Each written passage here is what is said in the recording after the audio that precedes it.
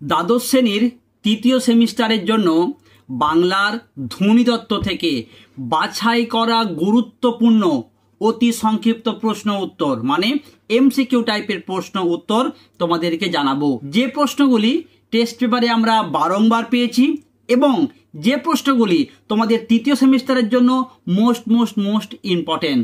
কাজেই তুমি আজকের ভিডিওটা প্রথম থেকে শেষ পর্যন্ত দেখো এবং প্রশ্নগুলি অবশ্যই খাতায় তুলে নাও। তোমাদের এই প্রসঙ্গে জানিয়ে দিই, তোমাদের জন্য আমি বাংলার গল্প, কবিতা, প্রবন্ধ, ভাষা, সাহিত্য থেকে পার্ট করে কিন্তু এমসিকিউ টাইপের প্রশ্ন উত্তরের ভিডিও অলরেডি পোস্ট করে দিয়েছি।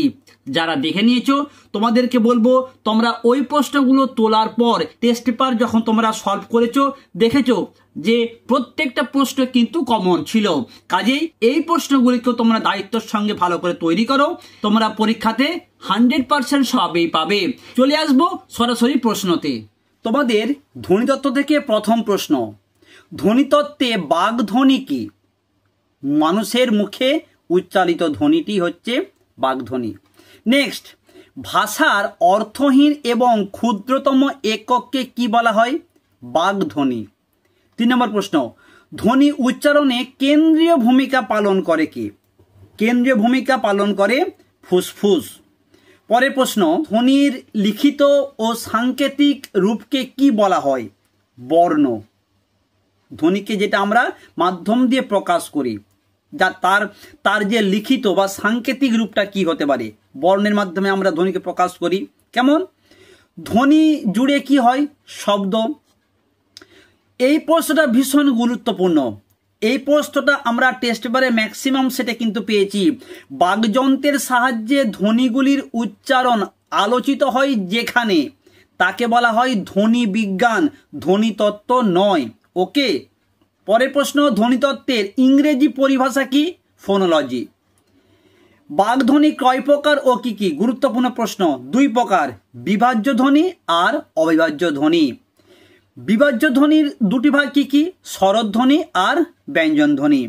মোস্ট ইম্পর্টেন্ট একটি প্রশ্ন, বিভাজ্য ধ্বনির অপর নাম কি? টেস্ট পেপারে তোমরা খুব ভালো করে জানো, ম্যাক্সিমাম সেটে এই প্রশ্নটি ছিল। বিভাজ্য ধ্বনির অপর নাম খণ্ডধ্বনি, বা বলা হয় খণ্ডধ্বনির অপর নাম কি? বিভাজ্য ধ্বনি। মোস্ট একটি ইম্পর্টেন্ট প্রশ্ন, দৈর্ঘ্য, শ্বাসাঘাত, জ্যোতি, সুর তরঙ্গ কোন শ্রেণীর অন্তর্গত? ভীষণ গুরুত্বপূর্ণ। তোমরা যারা টেস্ট পেপারটা অলরেডি সলভ করে ফেলেছো তোমরা জানো যে এই প্রশ্নটা ম্যাক্সিমাম সেটেতে ছিল।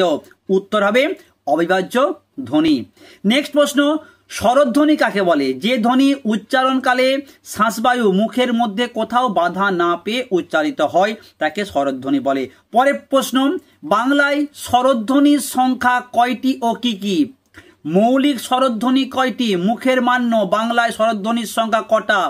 এই প্রশ্নটাও কিন্তু আমরা টেস্ট পেপারে ম্যাক্সিমাম সেটাতে পেয়েছি। ভীষণ গুরুত্বপূর্ণ।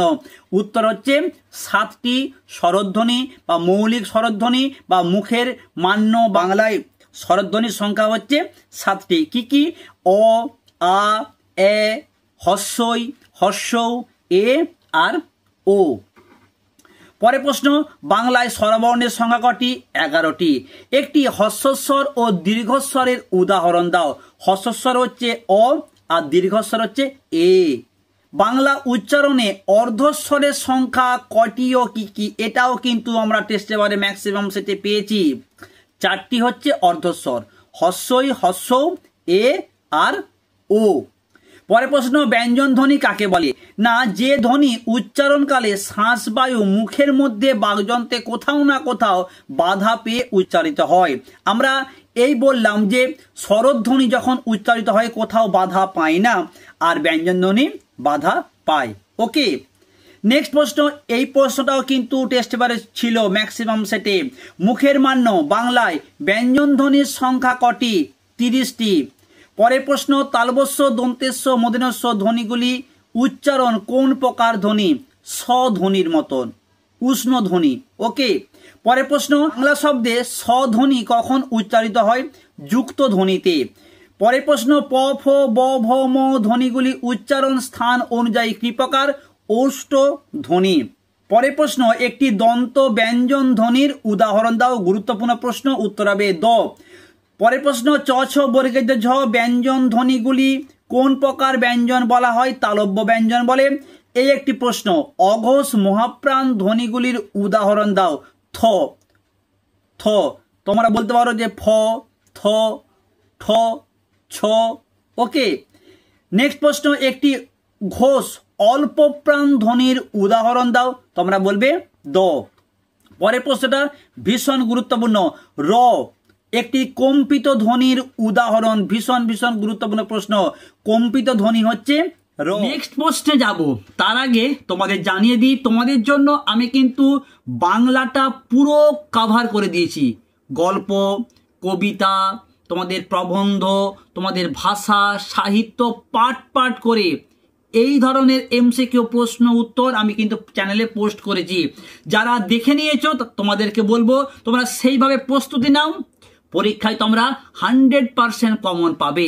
আর যারা এখনো পাওনি, তোমাদের জন্য আজকে আমি ডেসক্রিপশন বক্সে একটা লিঙ্ক দিয়ে রাখবো, তোমরা সেই লিঙ্কে ক্লিক করলেই সমস্ত ভিডিওগুলো পেয়ে যাবে। তোমরা অবশ্যই এই আর 1 মাস তোমাদের হাতে সময় রয়েছে, এই সময়টায় ভিডিওগুলোকে বারবার দেখে খাতায় তুলে তোমরা ভালো করে প্র্যাকটিস করে নাও।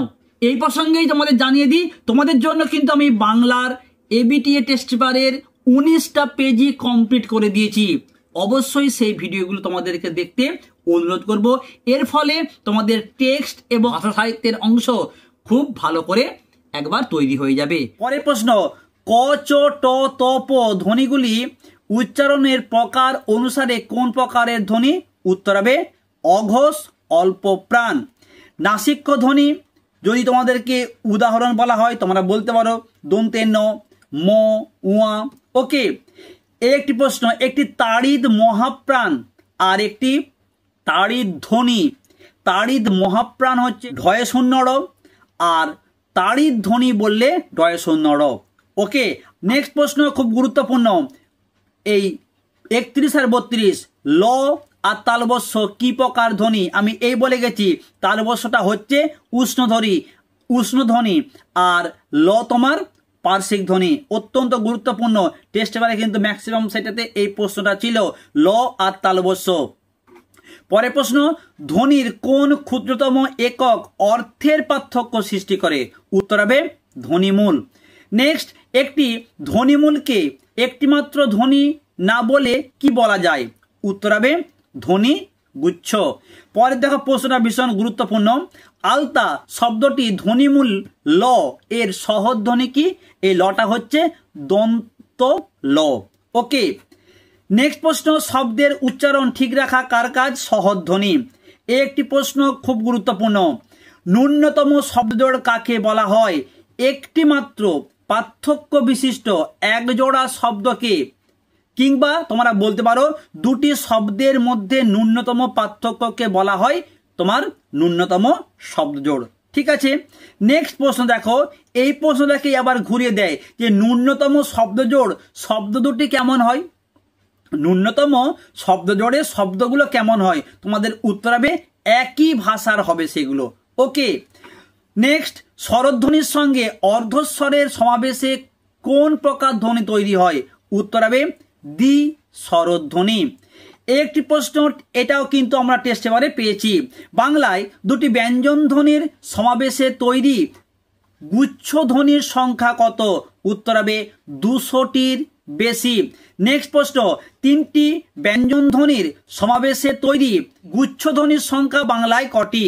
উত্তর 8টি। 3টি ব্যঞ্জন ধ্বনির সমাবেশে তৈরি গুচ্ছ ধ্বনির সংখ্যা হচ্ছে বাংলায় 8টি। খুব গুরুত্বপূর্ণ প্রশ্ন দেখো, অস্ত্র যন্ত্র শব্দ দুটিতে কটি ব্যঞ্জন ধ্বনির সমাবেশে গুচ্ছ ধ্বনি তৈরি হয়েছে? অত্যন্ত গুরুত্বপূর্ণ প্রশ্ন, উত্তর হবে 3টি। পরের প্রশ্ন, 4টি ব্যঞ্জনের সমাবেশে তৈরি গুচ্ছধ্বনির সংখ্যা বাংলায় কটি? মাত্র 1টি, সেটি হচ্ছে সংস্কৃত। পরের প্রশ্ন, যুক্ত ধ্বনি কি? যে ব্যঞ্জন ধ্বনির সমাবেশগুলি শব্দের আদ্য অবস্থানে বা দলের আদিতে উচ্চারিত হয় তাদের বলা হয় যুক্ত ধ্বনি। নেক্সট, বাংলায় অন্য শব্দ প্রধানত ইংরেজি থেকে আগত ঋণ শব্দে পাওয়া যুক্তধ্বনির সংখ্যা কটি? উত্তর হবে 18টি। এই একটি প্রশ্ন দেখো, টেস্ট পেপারে ম্যাক্সিমাম সেটে তোমরা কিন্তু পেয়েছো। সুর তরঙ্গ কি? বাক্যে সুরের ওঠা পড়াকে বলা হয় সুর তরঙ্গ। বাক্যে সুরের ওঠা পড়াকে বলা হয় সুর তরঙ্গ।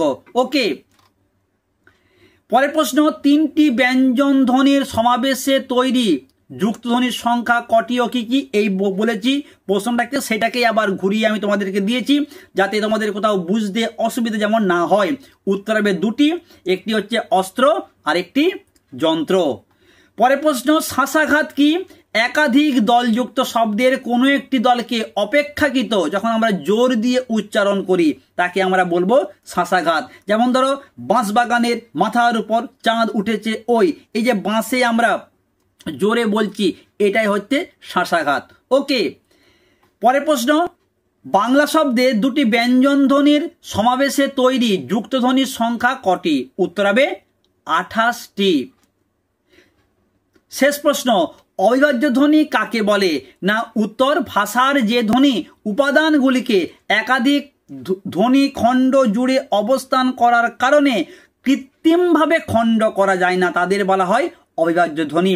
শর্টে তোমাদেরকে যদি বলতে হয় আমরা বলবো যে ধ্বনিকে ভাঙা যায় না তাদের বলা হয় অবিভাজ্য ধ্বনি।